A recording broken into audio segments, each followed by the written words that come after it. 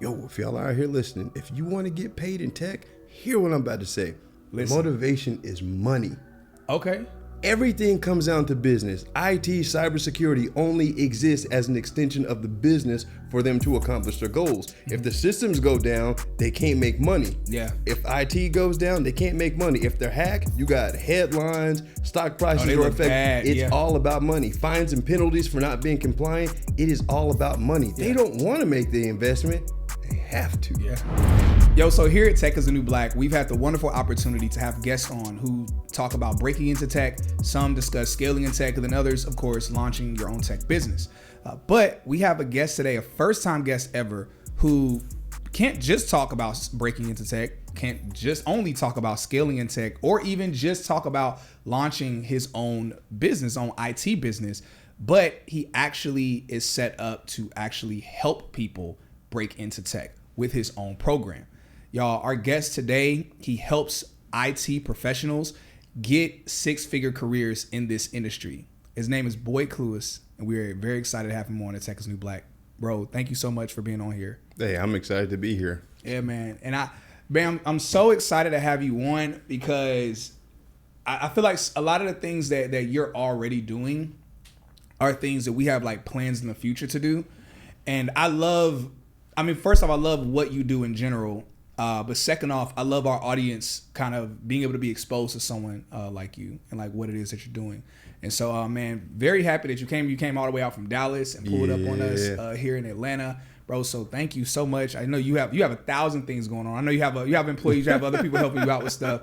But still, man, it means a lot for you to come here and spend your Sunday evening with us. Oh, definitely, man. I love what you're doing. And I jumped at the opportunity. It's like, it's not too many people, especially that look like us in the tech space, because usually there's some type of competition. And I remember the first conversation we had, I was like, I told you, there's plenty for all of us. No, so much, man. You know, so anytime we can collab, I'm all for it. Yeah, man, I love it so much. Yeah, it's unfortunate, and this isn't really on topic for us to talk about, but again, we can get to like the topics at hand. But yeah, to that point, it is really unfortunate where, first off, there's not many of us in this industry. Yeah, more of us are entering this industry. Yes, companies are doing more to be more open, some even being celebratory of people who look like us being in this industry.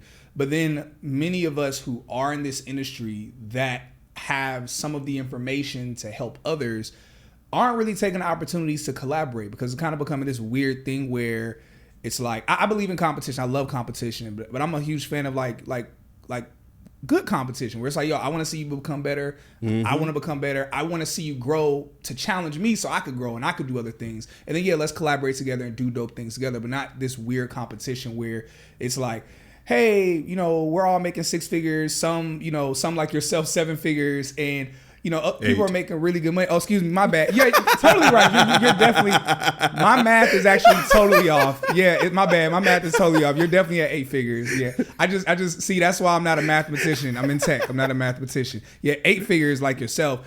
And it's like, yo, whatever number or bracket that you're in, it's like, yeah, we can all get more, but it's like you mentioned, it's so big out here. It's like, yo, we can collaborate. And yeah, you'll get some of my potential business. I'll get some of your potential business. But it's like, at the end of the day, first and foremost, we're helping people. Exactly. And second off, we're both still going to win. Like, a rising tide raises all ships. Yep. So again, appreciate you so much, dude, for coming on, man. I know our audience is going to get a lot from this conversation, from the nuggets and things that you're going to have to drop. So anyway, just want to give you a few flowers before we went ahead and got started. I appreciate that, man. Yeah, man. So that being said, so let's talk about it. So your journey breaking into tech, because I know initially from your story, from what I've seen, you actually were a college dropout. Yep. So how did you go from being a college dropout to getting into this industry? It's funny because my transition to tech actually started because I was being lazy. I was working at this copier company in Dallas, and headquarters was in New Jersey. Anytime somebody's computer would break, they would have to pack up the laptop and ship it to New Jersey. And since I was working in accounts receivable, having to fix billing errors, I had to assume the other people's work. Okay. And I was like, no, So one of the things, and that helped me lead to, I got these principles and guidelines I live by, but that actually helped me to figure out one thing is when you find problems, you can either complain about it or find a solution. And so what I did was I got on the good old Googles and I started teaching myself how to fix the issues that was coming up. Yeah. So it was like some virus removal, some patches that needed to be installed, drivers that needed to be rolled back. So I was able to do it myself there. Yeah. And then when the company laid us off, I decided to just make the full-blown transition into tech instead of keeping myself in accounts receivable because I was not making any money doing that. Yeah, man. So, bro, it's so funny. I've had a couple guests, including myself, where many of us just Google stuff. One of the funny things I see a lot, and I'm sure you've seen this 1,000 times, is where people, obviously, we're here to answer questions. We're here to help people out. But sometimes people will ask questions where it's like, yo, you literally could have just Googled that and Google would have provided an answer for you. There's a, you ever heard, let me Google that for you? Oh, no, I haven't. What is that? So there's actually this website, let me Google that for you. So you go to it, you copy I'm not going to say dumb thing, the question they should have asked Google, and you put it in there and it creates a link. And when the person clicks the link, it shows this little hand, type in that question into Google. Oh. And dude, that is my ultimate petty response. Oh, like, why you ask me that? You just let me Google that for you. I need to use that. Yes. I need to start using that. Yo, that's the perfect, man. That's literally, because usually my response is 9 times out of 10, you know the way we have like little automated responses and stuff set up on social media or like whatever, like your own website, wherever. But like mine, usually the automatic response, people ask, hey, I'm trying to get into tech. You know, how can I get into tech? Automatic responder sends out a list of different ways. And it'll have like a FAQ say, hey, if you have any additional questions, check out the FAQ section, link in my bio. And then they'll follow up, hey, I just got a couple questions. Then I'm like, hey, did you check out my FAQ section? They'll ask a question. I'm like, literally, like some people wait 2 months. I'll DM, did you see the answer to your question yet? No, what's the answer? I'm like, it's in the FAQs that 2 months ago, between 2 months ago and now, you never looked at. You know? And so, but I do think sometimes that's somewhat telling of, I'm not going to say, again, I'll talk about this. I'm not going to say that kind of person would never fit in tech. But it's like, yo, like, if you're not willing to just do like a little bit of digging, a little bit, you know, un poquito, you know, just, that's like the speaking a little bit, that's a little bit of Spanish I know. But it's like, yo, just do just a little bit of research and work. It's like, yo, like maybe like that's at least one thing I think is very important for people looking to get into this industry. But so anyway, so you dropped out of school, you got into tech, but from at what point did you transition into cybersecurity? So that was probably about 4 years of being into tech, because I actually started on the help desk since it was a natural transition for me since I was already doing break fix. I went to work for some MSPs, managed service providers, and it was like the coolest thing ever. I hated it at the point. What is that? Managed service providers? So there's many small companies out here that can't afford an IT department. So they outsource it to a company that provides the outsourced service. So I worked for that company and they had like 40 clients. So it was like automobile dealers, doctors, finance companies. So I was supporting a whole bunch of different industries and I grew like crazy. It was just like a lot of information. And so I did that for about 3 years. And then I started working at a software company and that's when they put me in the knock. So I was working overnight, doing server monitoring, all that good stuff. And during that time, I was trying to ask people, what do I need to do to get into cybersecurity? Because I saw that was the way to go, because this is like 2014. And so they were like, well, you need to get this certification. I was like, all right. So I did it, right? And nothing really came from it at that point. But what happened was, this is so funny every time I got to tell it. I was working nights. So one day my manager called me and he asked me to come into the office during the daytime. I was like, man, this is about to be like an episode of Friday. I'm about to get fired on my day off. That's funny. And so he was like, hey, Boyd, I need your help. I heard you had interest in cybersecurity. We're about to fail this security assessment. Go look over in the conference room and you're going to see exactly why.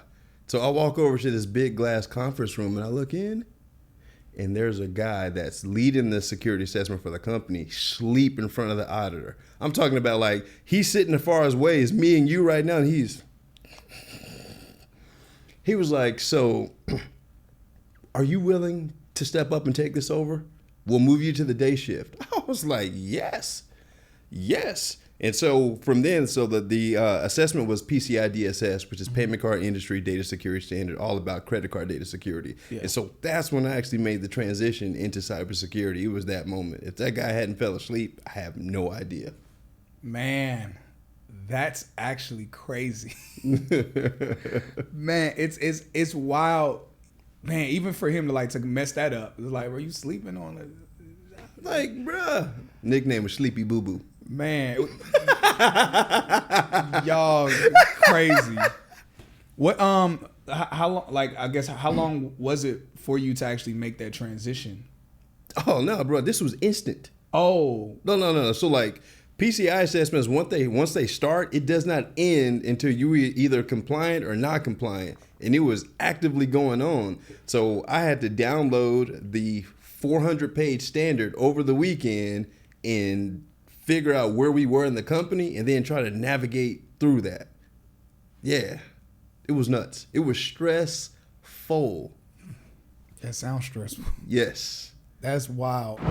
Hey, y'all, we have some incredible news that I'm super excited about to finally announce our private tech community. Yes, you heard that right. A private tech community exclusively for you all who want more than just a podcast. You want more than just the FAQs. You want to talk with tech recruiters. You want to talk with hiring managers. You want to talk with coaches. You want to talk with people that can help with editing and rewriting your resume. Maybe you're somebody where you just want to be a part of a community where we're talking about updates of what's happening in the software industry. Y'all, this community that we've launched is also going to involve a Discord where we're going to be talking about updates in tech. We're going to be talking about companies that are hiring. We're going to be talking about upcoming tech events. So that way you don't have to miss any of the gems that I know, but not even just what I know, but the gems that friends of mine that are also in the tech industry know as well. So if you want to be a part of that community, go ahead and sign up so that way you can join us. We have a few different tiers. Ultimately, it's all tuned in for you. Oh, and last thing, also within this community, we're going to be streaming all of our interviews with our podcast guests. So instead of you having to wait months to watch the videos later on, you'll actually be able to watch the interviews in real time and ask your live questions to those guests. So make sure you join our tech community. But so with that, so obviously that company was seeing the value of cybersecurity. What we've seen since then and just throughout the years is that cybersecurity, the demand for cybersecurity has been growing through the roof. Oh yeah. It's been getting insane. I mean, even in terms of like some of the layoffs with some big tech companies, and I always tell people all the time to not like really get so fixated with layoffs with big tech because most of them overhired during the pandemic anyway. So now they're just kind of getting back to what makes sense. And then there's always more companies that they don't know about that are hiring in tech than the ones that are laying off. But that being said, one industry or role that I personally have never seen layoffs for, and it's like if there are, I'm sure it's very rare, is cybersecurity. The demand is just growing, and more companies are hiring for it. And then even like there are companies I'm seeing that are just cybersecurity companies where they just get contract or get work with other companies where they're like the cybersecurity firm. So why is cybersecurity growing? So it's growing for a number of reasons. Number one, the threat actors are increasing significantly. So you got Russia, Chinese influence on our technology, meddling in elections, etc. And the reason why that's able to happen is because companies don't have the security protocols in place to stop that. The second thing is because privacy issues are growing.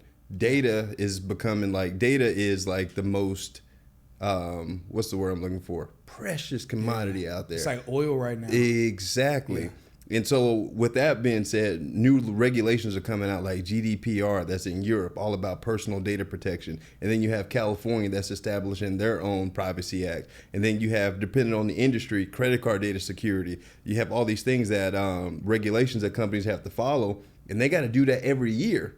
And so what people don't realize is like, these privacy regulations and assessments that the companies have to go through are not projects. It has to be a way of life. So they got to have the staff on site to actually support that. Yeah, this isn't something to just have a person do really quickly and fix something. It's like, no, we have to have someone here or people here doing this consistently. Yep, every single day. Every single day. Yeah, my bad. I literally jumped in and started. No, you're good. No, but that's straight up, man. And then you got technology is just evolving. I mean, you got cars out here driving themselves now that are always connected to the internet. And if it's connected to the internet, it means that thing could potentially be hacked. Oh, I never even thought about that. Yep. Man, you know, so that just has me thinking about things, even talking about being hacked. Are you familiar with Neuralink with Elon? So I've heard one of the fears that some people have is, So first off, let me address what it is, because I'm literally just talking to you, but I'm like talking to the audience here. So Neuralink is this is going to be a oversimplification, but essentially what Neuralink is think of someone who maybe can't walk, like they're paralyzed, and they're paralyzed maybe because, as we all know, what controls all the functionality in our body is the brain.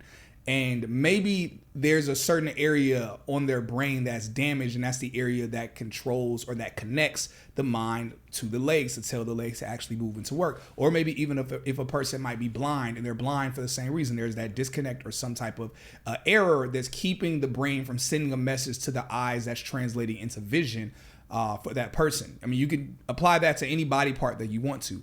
Neuralink is a way where they're essentially using hardware and software to allow people who can't walk or their brain isn't able to connect to their legs to essentially allow those paralyzed people to be able to walk finally, or people who are blind to be able to see.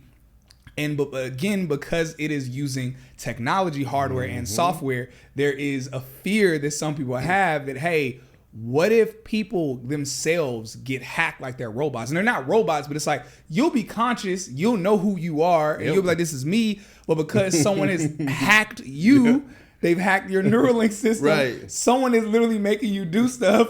Can you imagine what that would do to the legal system? Trying to explain, it wasn't me. No, I didn't kill that dude. Look, I'll be the person to beat somebody up during road rage and be like, it wasn't me. It was Neuralink. Neuralink made me do it. That would be a trending hashtag. Neuralink made me do it. That'll give a whole new meaning to the what was that song? It wasn't me. Right. She gonna Shaggy. go in the shower. It was Neuralink. It Neuralink. All right, cool. All right, wilding right now. We wilding. So, but to that point, so you're saying that that people in cybersecurity essentially, even Neuralink, that they would more than likely have either a cybersecurity team, or they will be outsourcing to a cybersecurity company to ensure, hey, that our people, real people, aren't being hacked. Yep. And so one thing that I want to clarify is, I talk about the risk and the threats and everything, but that's not the motivation behind companies hiring. What's the motivation? And so if y'all are out here listening, if you want to get paid in tech, hear what I'm about to say. Listen. Motivation is money. Okay. Everything comes down to business. IT, cybersecurity only exists as an extension of the business for them to accomplish their goals. Mm-hmm. If the systems go down, they can't make money. Yeah. If IT goes down, they can't make money. If they're hacked, you got headlines, stock prices are affected. It's all about money. Fines and penalties for not being compliant. It is all about money. Yeah. They don't want to make the investment. They have to. Yeah. It's about money. Man. And so most IT guys never make that correlation with business, and they start all this nonsense about saying no when the company wants to do something. Oh, we can't do that. That's insecure. One thing in your career that you should learn as a tech professional, never tell the business no. Yeah. It's how can we make this done securely? Yeah. It's about business. I love that so much. I think about there's an opportunity. There's an opportunity in the thing that seems impossible, or seems like you're not supposed to do it. Mm-hmm. Even thinking about when, and I'm not sure how true this story is, but this is a story about, I heard of how the mouse was created. And I heard that Steve Jobs was the person that came up with the idea of the mouse, where the story goes that I heard that he was telling his team of engineers, hey, I'm just envisioning something right here next to the keyboard where I'm able to move my hand around and it's controlling what's on the screen, and I'm able to manipulate and do things on the screen. And according to the story, his team had told him, what? That's impossible. And I know to us, it's it's just a mouse. It's not a big deal. But you have to imagine, before the mouse existed, it's that actually sounds really crazy. Right. But when they told him that they were like, that's not possible, that his next response was he fired them Straight and up. told the hiring managers, find me engineers who can do it. Mm-hmm. And so it's like, man, and guess what? Some people came along and they were like, we don't know how, but we're going to figure out how to do it. Exactly. So there's amazing opportunity in the thing that seems impossible. Yep. And so no. So I just love that. You just had me think about it. I need to look that story up to actually see like if that, because first of all, I don't even know if Steve Jobs / Apple were the ones come up with the mouth, which wouldn't be shocking if they were, because I mean, back then it was them and Microsoft and IBM. Like it was really just those three that were kind of taking the lead. So as we're talking about cybersecurity, my question is how lucrative, because again, we talked about like roles in cybersecurity, which is dope, but it's like then we talk about, okay, a cybersecurity business as well. So whether we're talking cybersecurity or a cybersecurity business, like how lucrative is like that industry, those roles, like how lucrative would you say that is? So it could be very, very lucrative. To be specific, an individual person can make, of course, 6 figures plus. Yeah. But 6 figures is just like, it's so much ambiguity in that. What does that really mean?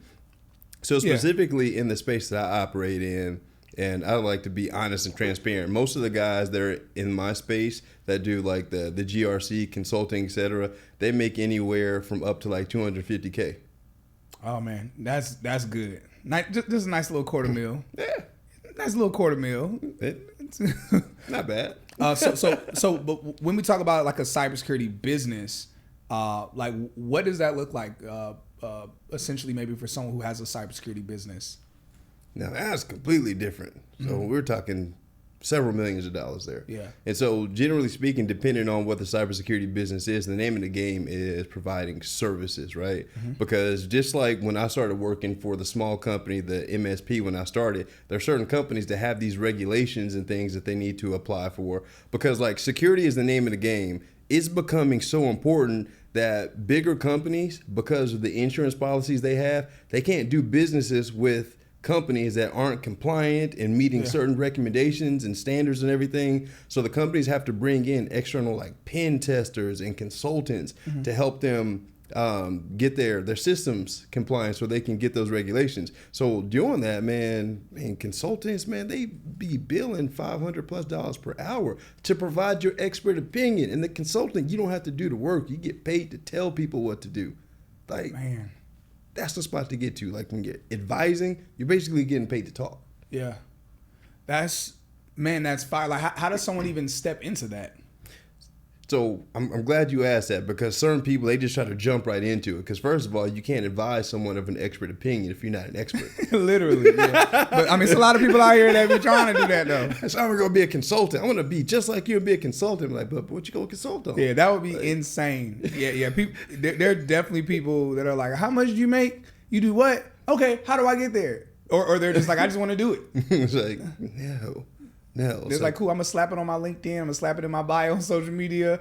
I'm a cybersecurity consultant. And it's like, yeah, that's not gonna end well, buddy. Yeah. But it really starts like, so my knowledge and things came from the trenches, because like what I became was basically a consultant for credit card data security, because I like know the standard forward and backward, right? And that was the industry that I worked in. So I understood the problems that the companies faced internally, and I could empathize with the business owners and the executives and everything. And I also knew the technical aspect to be able to help them. So that helped me make this transition as being a consultant, because I had the experience. And so like, yes, consulting is pretty much the easy life, but you got to work your butt off to get to the place. So it's not just like a quick leap. I'm going to go be a consultant. It's like, nah, bro, you really got to pay your dues in that one. Yeah. Got to pay your dues. Man, you know, for those listening and watching, y'all might not know this, but we talked about this earlier. And I mean, you already know because you saw one of the guests leaving out. But we batch record. So, like, for instance, today we've had seven like amazing, wonderful guests on. But one of the themes that I've seen all day today, and maybe Rhea and Eric, they definitely would agree with this. The consistent theme that I've heard today is just like, yo, like you have to work like in this industry, you know, whether we're talking cybersecurity or others. But it's like, you got to come to work. And I appreciate that. I appreciate just the audience hearing that, because it's like, yeah, you make great money in this space, even if you just want to work a job, or if you want to scale, further to like a leadership position, or if you want to, become a, so whether we're talking to a person entry level in cybersecurity, a SOC analyst, or if they're, more senior level, or if they're like, hey, I want to start a cybersecurity business, or I want to be a consultant, like, like yourself. There's amazing money, but it's like there's work that's involved. And I think that's so important to mention and to say, so people aren't having this thought process of, I'm just going to jump straight in, just make all this money type of thing. It's like, yeah, you can. Are you willing to work for that money, though? Yep, exactly. And being on the consulting side, it takes a different type of thinking, because most people have worked in IT roles where they've been told what to do. It's like, we need you to install those patches. We need you to update that system. Yeah. Consulting doesn't work like that. You need to be able to look at a problem and analyze, and then determine what's going to be the best appropriate solution for that problem. Mm-hmm. And without experience, you can't do that. Man. So you've had a lot of different experiences in this industry. Literally, we were out there by the island, we were talking, and I was hearing you share some of them where you've had opportunity to be in some amazing leadership roles. And I would love for you to kind of speak to that a little bit, because again, it goes back to the component of, hey, like how you even got to the level of being a consultant, and then now also helping other people get into cybersecurity as well. So, man, if you could just speak to like, okay, you scaled, what are some of the opportunities and positions that you've been in? Yeah. So first of all, I developed this idea many years ago because I've always been an entrepreneur, man. Since I was 8 years old, I started a lawnmower business, then selling books. So I was going to treat my career like it was a business. Yeah. So I never looked at my employers like employers. They were clients to me. Ooh. And so I've always been a consultant. Wow. Always been a consultant. So it actually helped me frame the way that I did in my next job. So I worked at the software company for 3 years. I did my internal consulting, helping the company get compliant with the PCI standard. And then I made the transition to American Airlines, which was scary, man, because I'm 25 years old. I get hired as the senior security architect for the world's largest airline. I go from a company that has 3,000 people being the sole security person to a company that has 120,000 people, 297 airports, offices all around the world, and is on my shoulders. Terrifying. Whoa. Terrifying. And I'm assuming you since you were a senior, you were no longer the sole, but so now there were like people that were essentially under you. Yes. So we had a team, and under me, I had business analysts and I had a security coordinator. But like from a PCI standpoint, that was all we had. So I was having to travel all over the world doing security assessments, advising the different departments on what to do, what changes to make with AA.com, what payment vendors we're going to use, having to advise the board of directors on status of the assessment. Because if we didn't pass, that impacts the shareholder prices, because we was going to get fined by the bank, and it was going to be public knowledge that American Airlines was not compliant. And then that hurts a lot of things. Exactly. Yeah. That's why it comes down to the business. And so being in the people don't understand. Look, I sat in the room with Doug Parker, the CEO for American Airlines, and the board. At that time, I was making $150K. And these people are making $5, $7, $10 million, and they're listening to me. I was intimidated, man. But I used all that as fuel for my next position. So I was at the PCI community meeting in Barcelona, and I bumped into this guy. He was like, "Are you Boyd Clewis?" I was like, "Yeah." He's like, "I've heard really good things about you from some people in the industry, because the PCI industry is small." Yeah, I bet. He said, "You should come work for me." I was like, "No." What do you do? He's like, "You can come be a QSA, qualified security assessor." Yeah, thank you. Yeah, that was for them, but also was for me, because that was going to be my next question. Yep. So the QSA is actually the external auditor that comes and performs the assessment. Mm-hmm. Because if you think back to what I told you when I first got into security, the guy that was sleeping in front of the QSA.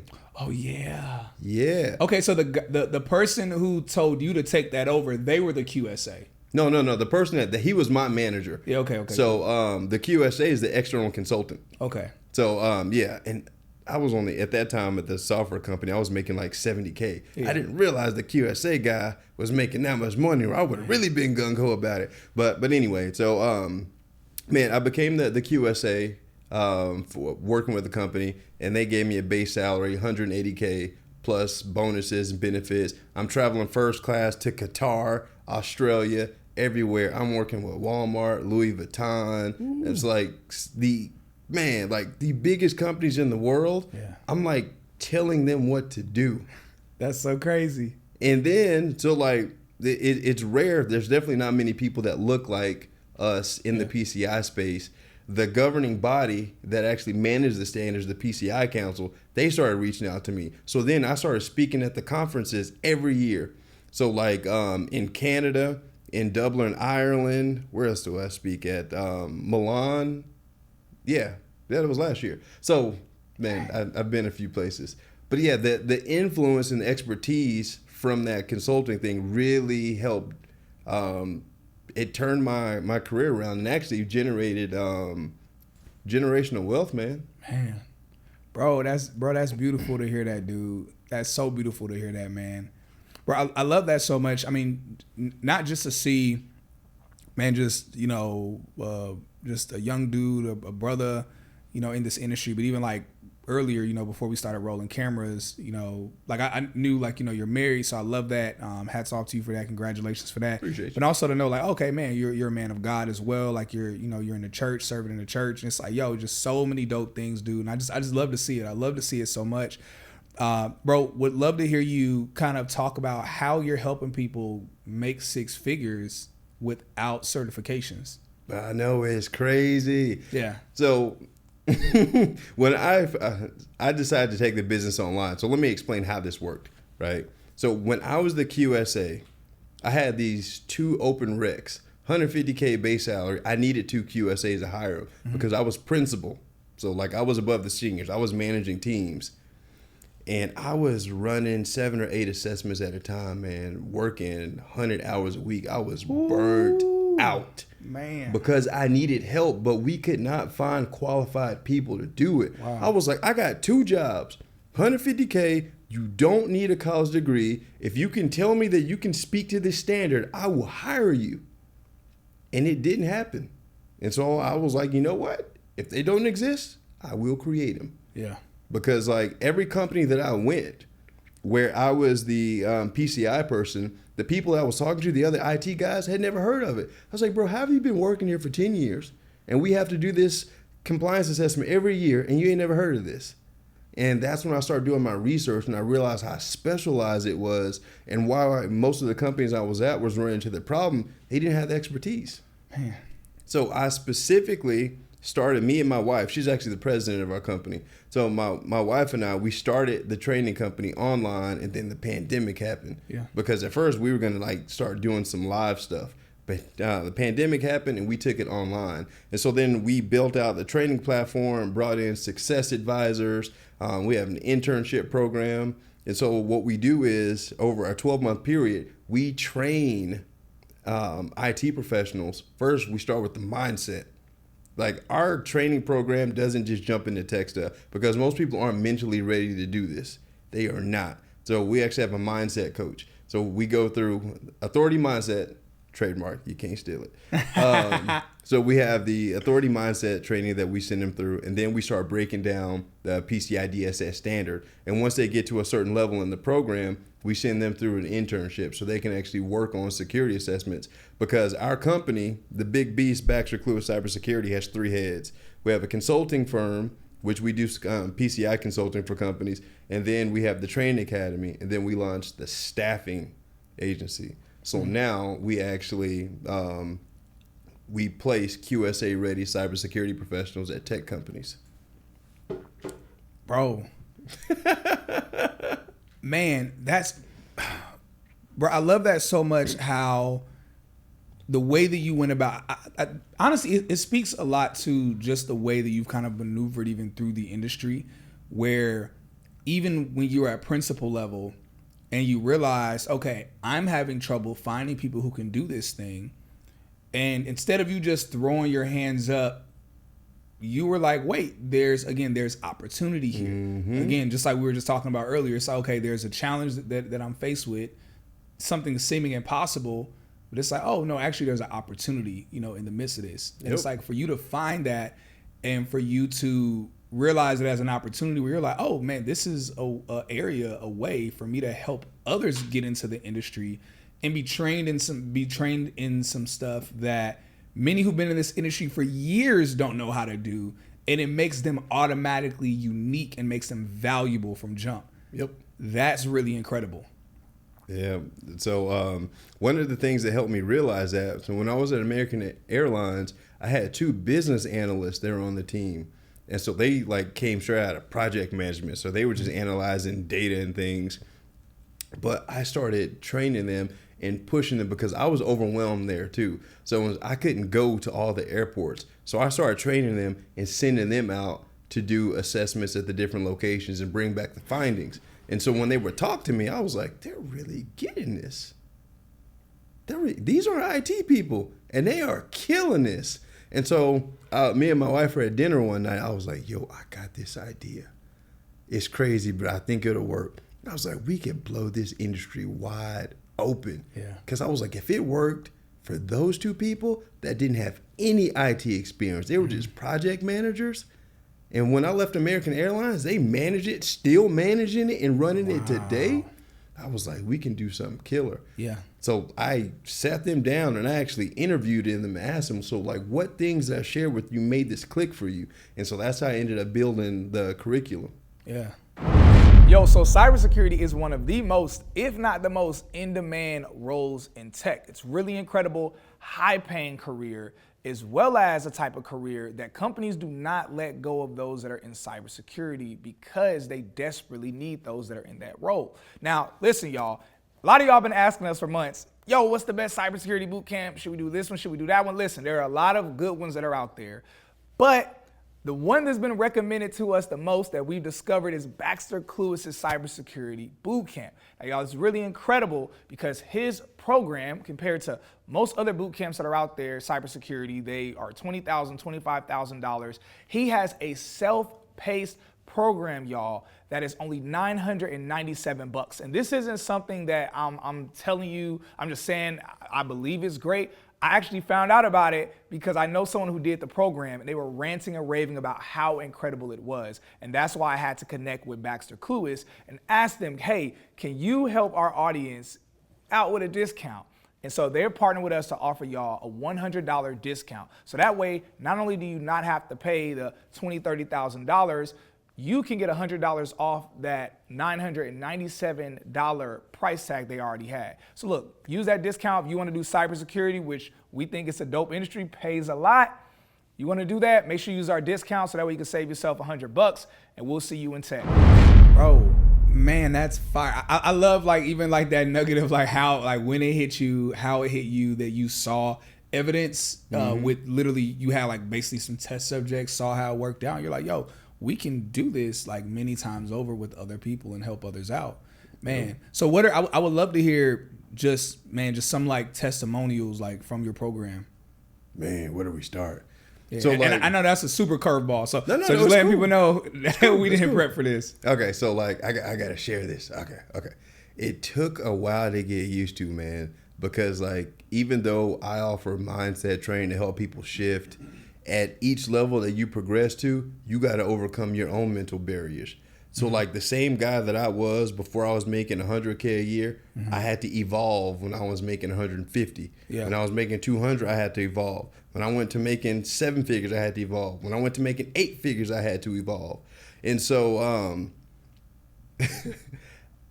even though I knew I could help the people, inside I was like, what if this doesn't work? Yeah. Because I don't believe in taking anybody's money if I can't help you. That's why people have to apply to my academy. You got to go through an interview because I got to make sure you are right on. Yeah. And besides, you getting my time, I don't like wasting my time. But when we started 4 months in, we started getting the first results. People getting new jobs. We had one client, he had worked in IT 10 years ago. And he was working in a school district, wasn't making any money, man. Relationship with his wife was bad. His kids was bad because the money struggle. Yeah. But he came through the program. He gave me his last money that he had on 2 credit cards. 4 months later, he landed a job, and he sent me this video. He just pulled over on the side of the road. He was crying. It was $85K, but he had only been making 40, right? But to him, that was everything. Yeah. And so, like, as the testimonials start rolling, every time I would see him, I'd just be sitting in the office just crying. So my team, they'll make fun of me. They're like, "Where boy?" Probably over there crying in one of them new testimonials. Yeah. Because like I don't do this for the money, man. I could just consult all day, and me and my family, we would be good. But like being a part of people's lives being changed, man. The stories behind it, man, that literally gets me up. Because money does not motivate me. Yeah, it does not. Bro, that's so real. I've shared this story a few times about how. So it's funny is that like you mentioned a person crying over the 85K. I remember my first tech offer was 90K, and I remember I was actually I was at a Latin like rooftop bar dancing, sat down, to kind of let my legs rest a little bit because I ain't as young as I used to be. And I just was like, random. I was like, I'm checking my email, and I saw that the company had sent the offer letter saying, "Hey, yeah, we want to go ahead and hire you as an offer letter." And literally there at the club, I just started bawling. Shit hit you, man. Bawled. It was like 1 a.m. and I'm bawling. But to your other point about, you get to a certain point money-wise where, you want to make more money. You want to play the game. You want to set your future family. You want to do all of that stuff. But it's like, in terms of it moving you emotionally, it doesn't after a certain point. Right. And that was a point of depression for me because I was like, dang, like this making more money isn't making me happier. What's the purpose of life? I started thinking all these different things. And then to your point, there is nothing that tears me up more than, people hitting me up saying, "Hey, I'm in tech. I got this offer." And it's their $85, $75, $100,000 offer. And it's like, man, cause that is something, and I resonate with you on that because that's something that you're like, yo, yeah, I'm making great money. I'm doing this, and I be seeing, you taking trips and stuff. You be taking 5 times as many trips as I be taking.